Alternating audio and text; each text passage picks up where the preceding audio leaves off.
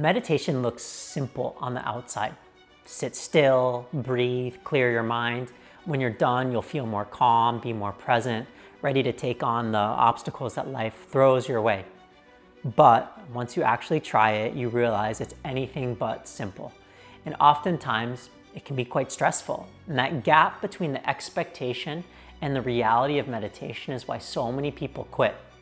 But what if I told you that there's one thing that you haven't been taught that will create the meditation practice that you've been seeking?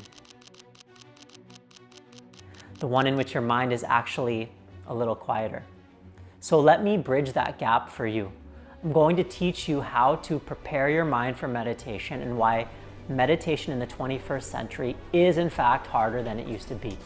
Because if we understand what's really going on when we struggle to, you could say, quiet our mind, it can actually become one of the most powerful lessons that we'll ever have. And most importantly, I want to make it easy for you by introducing you to a style or method of meditation that you probably have never practiced.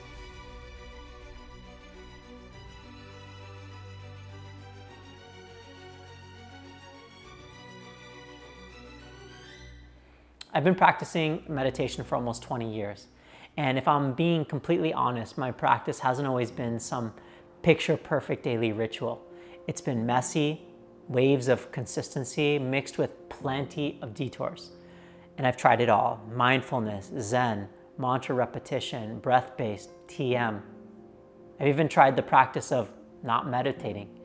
But the approach I keep circling back to is the one rooted in the tradition of yoga, because it doesn't just give you meditation, it gives you a framework for why meditation works and how to make it easier for you. This is the approach that I'm so excited to share with you because I know it will help you get to where you want to be with your practice. Long before meditation became a modern wellness hack, it was a practice of sitting quietly, turning inward to understand the mystery of the mind. And in ancient India, sages spoke of dhyanam, the state of deep contemplation, as a path to self-realization.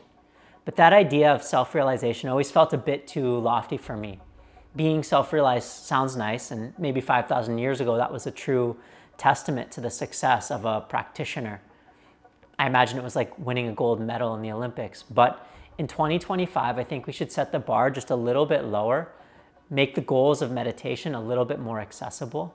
Not because we aren't capable of self-awareness, but because, well, we have other priorities. There's this common Zen proverb: before enlightenment, chop wood, carry water. After enlightenment, chop wood, carry water. Our responsibilities don't change after we become self-realized. And in addition to that, times have in fact changed, and we have a lot more distractions coming at us in all directions. Far more than those sages did sitting in the foothills of the Himalayas.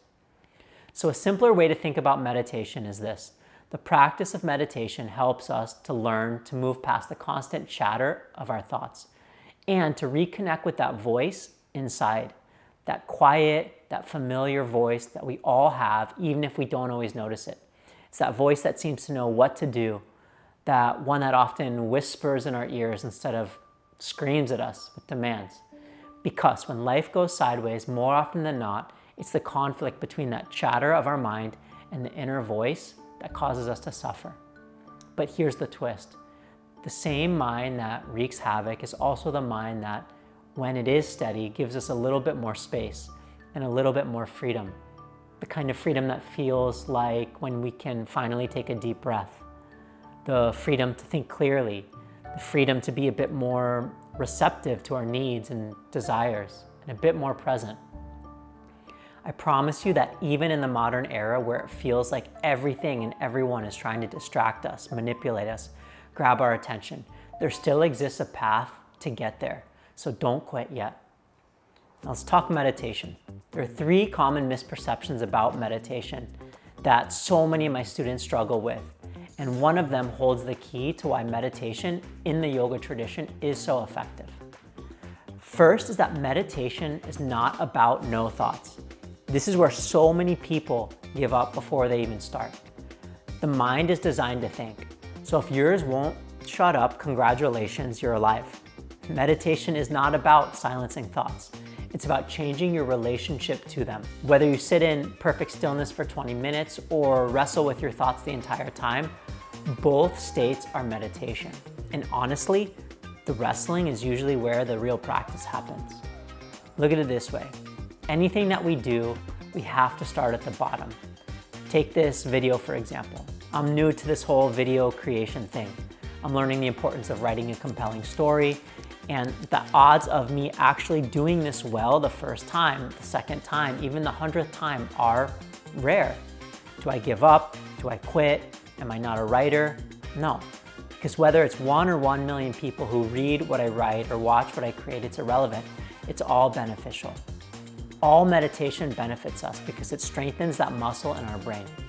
So remember, there's no such thing as a, air quotes, good meditation. Second is that your mind is a mirror of your state.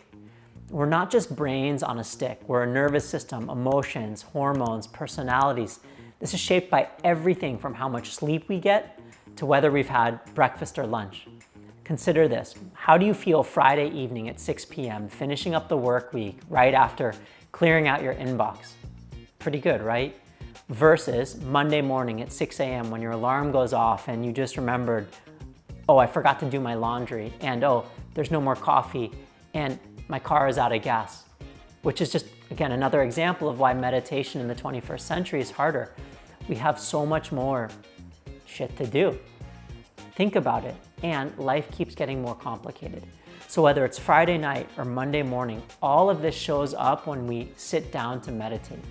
And instead of fighting it or giving up, an incredible tool that we can use is to simply notice what we're feeling and even give it a name. There's a really popular method developed by Tara Brach, which is a meditation that uses the acronym RAIN, which stands for Recognize, Allow, Investigate, and Nurture. It's a great meditation. I'll share a link to that one in the show notes. But here's why noticing what we're feeling is so powerful. Research shows that simply naming an emotion, I feel anxious, I feel restless, I feel heavy, activates the prefrontal cortex, the part of the brain linked to awareness and regulation. It's like shifting gears. The amygdala, your stress center, quiets down, and the higher level thinking part of your brain, the prefrontal cortex, comes online. This is what takes us from a reactive state of, say, unmeditated to a more responsive one of present. So again, naming how you're feeling can bring you more to the present moment than forcing yourself into stillness ever will. Lastly, meditation might not be where you need to start. In yoga, meditation isn't a quick fix. It's the result of a whole system working together. If the goal is to quiet the mind, we first need to understand what stirs it up. Most often, it's both the mind itself and the senses. The eyes darting, the ears listening, the nose picking up on scents. I mean, walk into any department store and you'll feel it instantly. Light, sound, smells, they're all designed to pull your attention and spark that inner chatter. So how do we focus our mind and rein in our senses? This is the power of the yoga tradition. And now this picks up to what I shared earlier. Yoga is a system. It understands the relationship between all the different aspects of us that make us human. We are our body, we are our breath, our mind, our attitudes, our emotions, and each has an impact on our ability to bring the mind into a state of focus or attention. This system also understands that we can use the body through movement and how we breathe through breath work or conscious breathing to change the state of our mind and to better control the senses. That is the key to meditation. So, what would meditation in the yoga tradition look like for you? Think of it less like a rigid formula and more like a recipe. A dash of movement, a sprinkle of breath work, maybe even a pinch of something like sound or mantra. The proportions can change depending on what you need, but the goal is always the same: to prepare the body and to use the breath to influence our overall state so that the mind is more likely to be able to be in meditation. And I don't want you to take my word for this, so I'll drop a video here so you can see how it comes together. So let me ask you this: what challenges do you face with meditation? Drop your experiences in the comments. I'd love to hear what part of the practice you wrestle with most. Chances are someone else is struggling with the exact same thing. And if you want to go deeper in meditation, you can join me actually live online leading a course called Meditation Demystified, where we break down misconceptions about the practice and how to build a sustainable meditation practice. I'll share the link below if you want to check it out. Meditation doesn't work when we come to it expecting silence or perfection, but when we meet the mind as it is, prepare the body, work with the breath, and approach it with patience, it shifts. What once felt like a frustrating chore can actually become a lifelong ally. That's what changed for me, and it's why I keep returning to meditation as it's presented in the yoga tradition. So if meditation hasn't worked for you, maybe it's not that you're doing it wrong. Maybe you've just been starting in the wrong place. So take a breath in and a breath out, and remember the practice is the point.